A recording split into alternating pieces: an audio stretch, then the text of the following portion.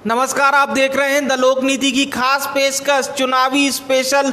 जो है सभी चुनाव के नतीजे आ रहे हैं महाराष्ट्र, हरियाणा और झाबुआ की। जहां बात करें तो झाबुआ में 11वें राउंड की मतगणना पूरी हो चुकी है। 8,960 के बहुमत से जो है आगे चल रहे हैं। कौन आगे चल रहे हैं? भूरिया जी नहीं, भाजपा वाले नहीं, कांग्रेस वाले कांतिलाल भूरिया आगे चल रहे हैं 8,960 वोटों से। और आपको बता दें कि अभी उनकी जो पत्नी है उन्होंने जश्न के जो है ऐलान कर दिया है। कांतिलाल भी मिठाई खाते और खिलाते नजर आए हैं। झाबुआ में धूम मचाने को तैयार हो चुकी है कांग्रेस। हमारे साथ जुड़ चुके हैं हमारे जो लोकनीति के एडिटर श्री आदित्य सिंह जी। सर, आपसे जानना चाह रहे हैं झाबुआ फैक्टर कितना मजबूत नजर आ रहा है? बार बार बोला जा रहा था कांग्रेस के हाथ से चला जाएगा, लेकिन अब जो है वापस से कांग्रेस वहां पर नजर आ रही है। देखिए, एक पत्रकार के तौर पे आपको बहुत सटीक चीज़ों को एक्सेप्ट करना पड़ता है। जब राज्य में किसी की भी सरकार होती है,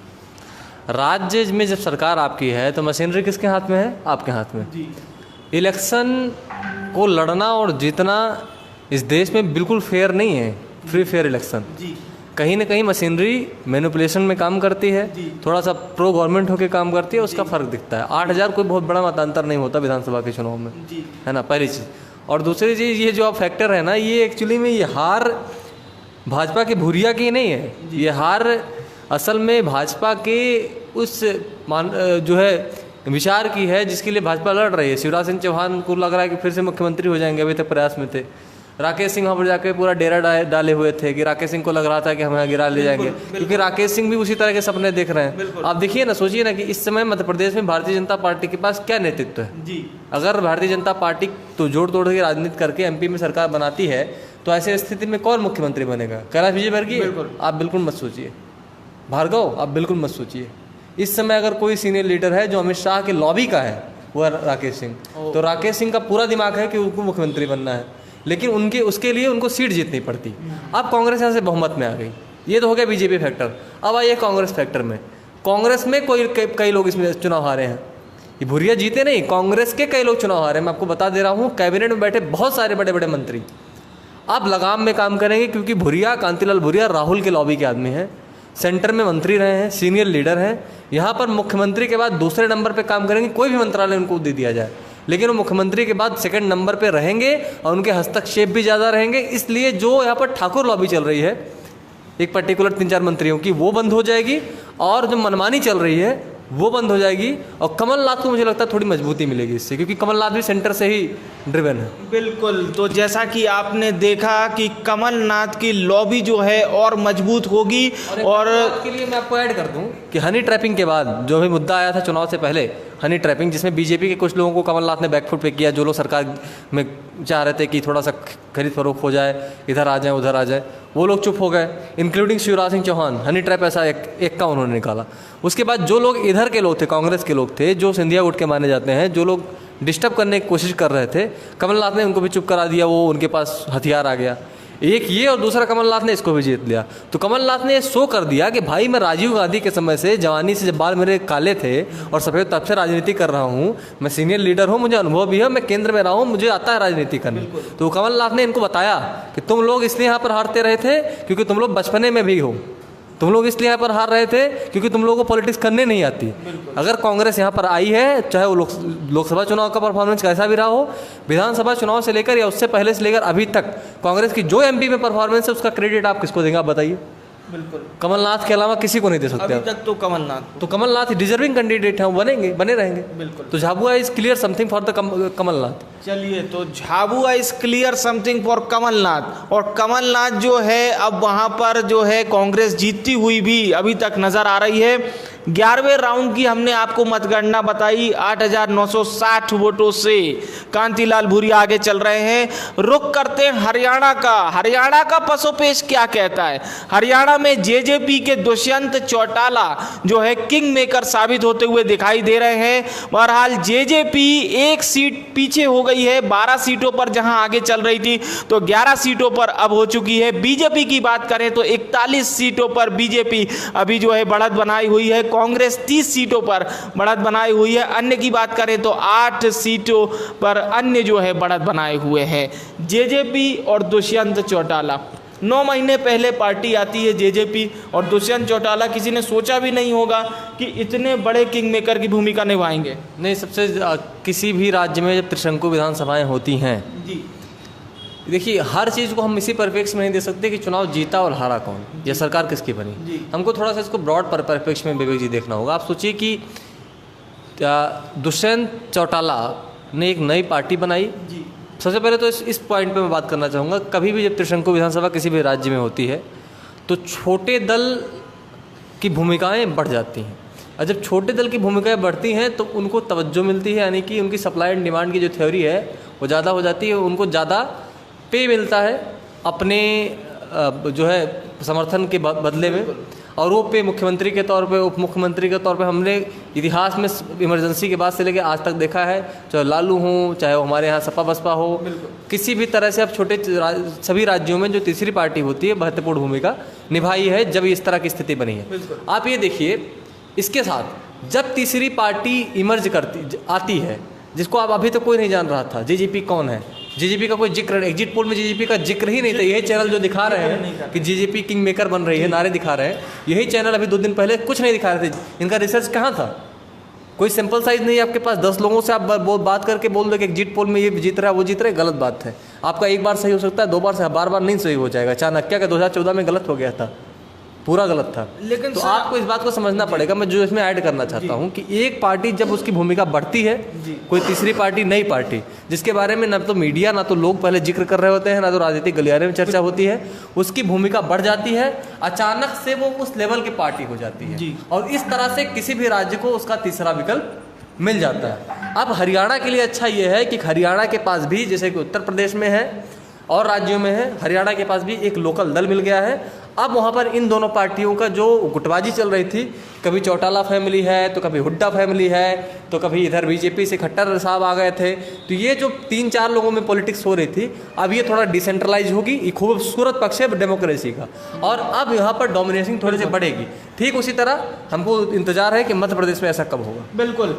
और बात करें आईएनएलडी से, जब ये हटे थे और बार बार ये पूछा जा रहा था कि आप आईएनएलडी से क्यों नहीं लड़ रहे, आप आईएनएलडी की क्या विरोध में खड़े हो रहे हैं, तो इस पर दुष्यंत चौटाला का साफ तौर पर कहना था कि हम आईएनएलडी के विरोध में कुछ नहीं बोलेंगे, हम आईएनएलडी के विरोध में बिल्कुल नहीं लड़ेंगे। और जैसा कि उन्होंने लोकसभा चुनाव में कहा था कि इस चुनाव के बाद आईएनएलडी खत्म हो जाएगी, समाप्त हो जाएगी। तो अब जो है वाकई में आईएनएलडी को जो सीटें मिलती हुई नज़र आ रही हैं बहुत ही कम हैं, और दुष्यंत चौटाला जो देश के सबसे युवा सांसद के तौर पर जो है उनकी पहचान बनी थी, सामने आए थे, वो 26 वर्ष की उम्र में सांसद बने थे, आज उप मुख्यमंत्री, मुख्यमंत्री न जाने क्या बन सकते हैं, ये तो आने वाला समय बताएगा।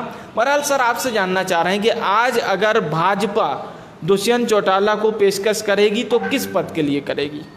देखिए, दुष्यंत चौटाला भाजपा के साथ जाना भी चाहेंगे, इसमें मुझे संदेह है। क्यों नहीं जाना चाहेंगे? अभी जाटों की नाराज़गी बीजेपी के प्रति थी, जाट आंदोलन इतना बड़ा हुआ, बीजेपी का रवैया उनके प्रति जो भी रहा हो, हरियाणा में Jat factor is most important factor, आप उसको इग्नोर नहीं कर सकते। लेकिन दुष्यंत बार बार कहते हैं कि वो जाटों की राजनीति नहीं कर रहे, वो युवाओं के लिए काम कर रहे हैं। राजनीति भी वो करते हों। जो वोट ट्रांसफ़र हुआ है जाटों का, वो जितना कांग्रेस में हुआ है उससे कहीं ज़्यादा जेजेपी में हुआ है जाटों का। जाट दुष्यंत चौटाला के साथ ज़्यादा गया है बीजेपी के कंपैरिजन में, किसी सीट पे बीजेपी के साथ गया है।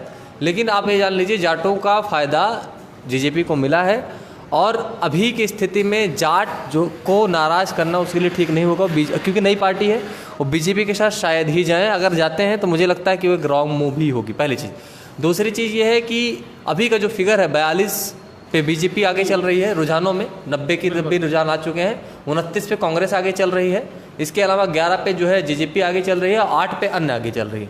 अभी का जो रिजल्ट है फिगर है, इसको अगर आप रिजल्ट मान लें तो आप देखिए अपने टीवी की तरफ, अगर आप इसको रिजल्ट मान लें 42, 29 और 11 को, तो ये बन रही है 40, और फिर आ रही है 8 जो है अन्य में, 8 में 2-4 इनके भी हैं, तो वही तरह का फिगर बन रहा है। बिल्कुल वही है कि ना कि बिल्कुल एक पैर है लाठी पे, डंडे पे, धागे पे आप खड़े हैं, नीचे इधर। नहीं, मैं केवल ये जानना चाह रहा था, हमारे दर्शक ये जानना चाह रहे हैं कि अगर आज बीजेपी दुष्यंत चौटाला को कोई पद ऑफर करती है, कौन सा पद ऐसा है लगता है कि ऑफर करेगी और अपने में शामिल करने के लिए जो है उनको प्रोत्साहित करेगी? बीजेपी मुझे लगता है कि उप मुख्यमंत्री का पद जरूर ऑफर करेगी, और लेकिन सोशल इंजीनियरिंग जो अमित शाह की है, और चूंकि जाट उनसे कटा भी है, तो अमित शाह के लिए तो फ़ायदेमंद ही डील होगी। और मनोहर लाल खट्टर की परफॉर्मेंस अच्छी नहीं है, और सेंटर में बैठे लोग जो खास करके बीजेपी के मेन में भी बैठ रहे हैं, चाहे अमित शाह हों, मोदी हों और 2-4 लोग जो हैं, उन लोगों का सीधा सा फंडा है कि अगर आप परफॉर्म नहीं कर रहे हैं तो पार्टी में आपकी कोई जगह नहीं है। देखिए शिवराज सिंह चौहान को उन्होंने मक्खी की तरह निकाल दिया, जैसे दूध में मक्खी पड़ती है उसे निकाल दिया। तो यहाँ पर मनोहर लाल खट्टर के बयान से लोग वैसे भी परेशान थे, उनके बेफजूल के बयान आते थे। अब मोदी ने पहला ही उनका रवैया है कि भाई छपास और दिखास से थोड़ा बचिए, वो वाली प्रक्रिया इनके अंदर है। तो बीजेपी उनको फटाक से निकाल सकती है बाहर, और हो सकता हो कि अमित शाह के इंजीनियरिंग में फिट बैठते हैं तो मुख्यमंत्री भी बनाने का दावा करें, लेकिन ये बहुत प्रैक्टिकल बात नहीं है। अभी मैं जितना मेरा पॉलिटिकल समझ है, उप मुख्यमंत्री तक ही बीजेपी ऑफर करेगी, शायद उससे ज़्यादा ना करे, क्योंकि 40 सीटें हैं उसके पास। और अभी का अगर मैं रिजल्ट मान के चलूँ तो मैं इसको एज ए रिजल्ट रिज्यूम कर रहा हूँ, तब मैं बता रहा हूँ ये उप मुख्यमंत्री ज़्यादा कुछ नहीं होगा और जाएंगे नहीं, पर दुष्यंत चौटाला को जाना नहीं चाहिए। तो ऐसे रिजल्ट एज्यूम अगर किया जाएगा तो उप मुख्यमंत्री का पद यानी कि दुष्यंत चौटाला को मिल सकता है। टॉपिक का विषय था, मैं चाहता हूँ आप उस पर आइए। देखिए 101 हो गया जी, कांग्रेस एन प्लस, अब ये फैक्टर बदल दिया पूरा चुनाव। नहीं, लेकिन बीजेपी जो है वो तो स्पष्ट बहुमत पर दिख रही है, एनडीए बिल्कुल स्पष्ट बहुमत पे दिख रही है जी। लेकिन आप जान लीजिए कि 100 सीटों के साथ अगर शिवसेना को मुख्यमंत्री पद का उम्मीदवार पद ऑफर किया गया, क्योंकि शरद पवार जब बेरी मन समझ लीजिए ना कि लालू प्रसाद यादव के टाइप के पॉलिटिशियन है जी। वो एक इतने इंटेलेक्ट पॉलिटिशियन है, भले उनकी तबीयत अब ठीक नहीं रहती, लेकिन एक तरह का व्यक्ति भारत के पॉलिटिकल हिस्ट्री में जब पढ़ा जाएगा ना, तो शरद पवार है ना एक बहुत बड़ा चेहरा, बहुत तेज दिमाग का इंसान है। वो बिल्कुल दिक्कत नहीं करेंगे। उनका वोट बैंक मिस किया है, थोड़ा सा मिस हुआ है। हिंदू वोट बैंक जो कुछ कांग्रेस और जो है शरद पवार के पास था, वो थोड़ा सा मिस हुआ है। एनसीपी की राजनीति में कुछ पीछे हो गए। एनसीपी की जो पूरी पॉलिटिक्स है वो दरअसल थोड़ी सी पीछे है। उनकी क्या है कि बीजेपी ने पूरी हिंदू वोट को और हिंदू वोटर्स को ले लिया था। ये भी देखने में आया कि अजीत पवार से जो है वहाँ का, इसको आप बिल्कुल इग्नोर नहीं कर सकते कि 101 अगर कांग्रेस की सीट आ रही है प्लस एनसीपी की, और 160 पे बीजेपी, जहाँ बीजेपी 26 सीट से ज्यादा लॉस कर रही है इस चुनाव में। आपको पता है 26 सीट लॉस कर रही है बीजेपी पिछले चुनाव की तुलना में, ठीक है। शिवसेना भी लॉस कर रही है जी। अगर शिवसेना इनके साथ आ जाती है, और चूंकि अब देखिए शिवसेना चुनाव से पहले ही शिवसेना ने अप्रोच नहीं किया बीजेपी को, बीजेपी ने बार बार लोकसभा चुनाव से पहले ही लोगों उनको अप्रोच किया, और लोग नाराज थे, आपको याद होगा, बहुत भयानक नाराज थे।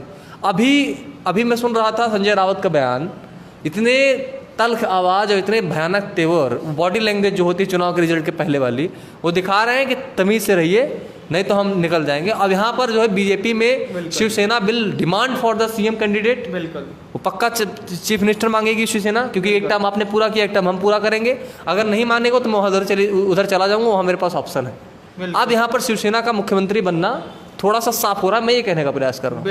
बिल्कुल। तो समझाइश दे रहे हैं और उत्साही तेवर से ज़्यादा जो है एक बगावती तेवर नजर आ रहे हैं शिवसेना के। आने वाले समय में किस तरह के रुझान बनेंगे महाराष्ट्र को लेकर, ये देखना बड़ा ही दिलचस्प होगा। और बहरहाल हम आपको बता दें कि हरियाणा को लेकर कैलाश विजयवर्गीय जो पिछली बार उस चुनाव समिति के समन्वयक थे, अध्यक्ष थे, उनका बयान आया है कि हमारा चुनावी कार्यक्रम कहीं ना कहीं ठीक नहीं रहा, मतलब कहीं ठीक रहा तो कहीं ठीक नहीं रहा, यह कहना है कैलाश विजयवर्गीय का। महासचिव है भाजपा के, और हरियाणा में उनका जो है प्रमुख योगदान था पिछली बार सरकार बनाने में, उनका ये अभी जो है वो ताज़ा तरीन बयान सामने आया है। महाराष्ट्र को लेकर अगर बात करें तो जैसा कि हाँ, तो पंकजा मुंडे इस समय पीछे चल रही है, जैसा कि शशांक बता रहे हैं। बिल्कुल, भाई बहन की लड़ाई में जो है अब पंकजा मुंडे यानी कि पीछे नजर आ रही है। गोपीनाथ मुंडे जो कि केंद्रीय मंत्री थे 2014 के मोदी के पहले टर्म में, जो उनके रोड एक्सीडेंट में मारे गए थे, उनकी बेटी है पंकजा मुंडे। बहुत वोकल हैं, लेकिन कभी कभी उनके बयान वगैरह बहुत गलत आ जाते हैं थोड़ा सा। और बीजेपी टाइप की पॉलिटिक्स में और ज़्यादा, जैसे मोदी जी नाराज हो जाए इस तरह के बयान देती है, जैसे प्रज्ञा साध्वी हैं जी जी, तो वो जो है थोड़ा सा पीछे चल रही हैं, वहाँ पर बीजेपी को लॉस हो रहा है। आप जान लीजिए कि अब देखिए इस तरह के अगर नेता हार रहे हैं तो जनता ऐसे लोगों को पसंद करती है जो कम बोलें, गंभीर रहें, है ना। ये कांग्रेस के चौहान बंधु आगे हैं जैसा कि वो बता रहे हैं, तो ये कहीं ना कहीं मैं आपको बता रहा हूँ ये रिजल्ट बहुत शॉकिंग है। ये रिजल्ट आप उम्मीद कर रहे थे विवेक जी, कल से जिस तरह से एग्जिट पोल दिखाए जा रहे थे दोनों राज्यों के बारे में, और लोकसभा चुनाव के ठीक बाद जब आपके पास 370 भी हटा लिए हों वोटिंग से पहले, उसके बाद इस तरह का रिजल्ट बहुत शॉकिंग रिजल्ट है। ये बीजेपी की जीत होके भी हार होगी, मैं तो कहता हूँ। तो ये बीजेपी की जीत होकर भी हार है। बीजेपी 161 सीटों पर बढ़त बनाए हुए है, माफ कीजिएगा एनडीए 161 सीटों पर बढ़त बनाए हुए, जिसमें बीजेपी प्लस शिवसेना आती है। दूसरे नंबर पर कांग्रेस प्लस एनसीपी यानी कि यूपीए अपना, अगर आप इसको पुराने दरमियान देखें तो ये यूपीए होगा। और अब जो है हम आपको नेक्स्ट आवर में बताएंगे अगले रुझान किस तरह से आ रहे हैं, क्योंकि अभी जो है 12 बजने वाले हैं। और दर्शकों को बता के चलते हैं अपन कि जो है भी हमने 3 जो है प्रेडिक्शन किए हैं। एक तो फंस सकती है लड़ाई महाराष्ट्र में, Shiv Sena will demand for chief minister, है ना, उसको अपना कुर्सी चाहिए, चेयर ऑफ चीफ मिनिस्टर, क्योंकि अभी देखिए कांग्रेस 102 सीट पे आगे होगी। ये जितना ज़्यादा बढ़ेगा कांग्रेस का फिगर, कांग्रेस प्लस एनसीपी का, उतना शिवसेना कॉन्फिडेंट होगी। और बीजेपी लॉस कर रही है यहाँ पर, ठीक है, पहली चीज़। तो 26 जो अन्य हैं उसमें आप एआईएमएम के लोग हैं, एआईएम की ज़्यादा संख्या है 26 अन्य में। बसपा भी लड़ती है वहाँ पर, बिल्कुल ठीक है, उसको भी चेक करेंगे अपन अभी कि बसपा कितने पे है। तो मेरा कहने का मतलब ये है कि कांग्रेस ना तो दोनों राज्यों में चुनाव जो है नॉन बीजेपी नॉन कांग्रेस जा रहा है।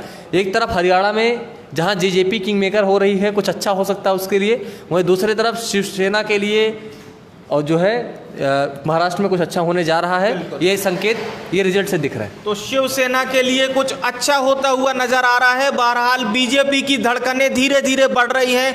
हरियाणा के बाद अब महाराष्ट्र एक ऐसा चुनाव हो रहा है जहां पर बीजेपी अभी जो है लड़ाई बाकी है। शिवसेना आने वाले समय में अभी क्या करती है, क्या पेशकश करती है, देखना बड़ा दिलचस्प होगा। लेकिन बहरहाल प्रेडिक्शन को याद रखिएगा, मेरा पॉलिटिकल प्रेडिक्शन बहुत सटीक जाता है। बिल्कुल आपके प्रेडिक्शन को याद रखेंगे और अगले सीन्स आवर में आपको बताएंगे किस तरह की जो है वो अन्य परिणाम आ रहे हैं। आप बहरहाल बने रहिए द लोक नीति के साथ। बहुत बहुत धन्यवाद आपका। नमस्कार।